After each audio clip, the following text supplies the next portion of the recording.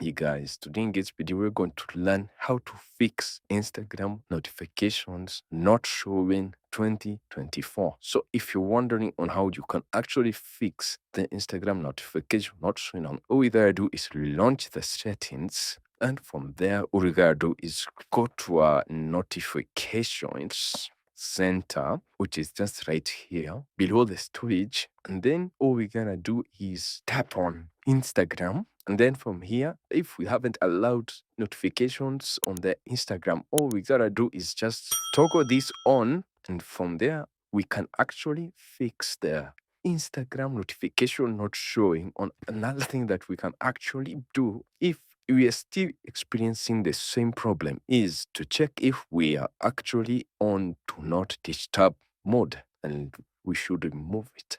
And thank you guys for watching this video. I hope this did help in fixing your Instagram notification not showing, and I'll see you guys on the next video.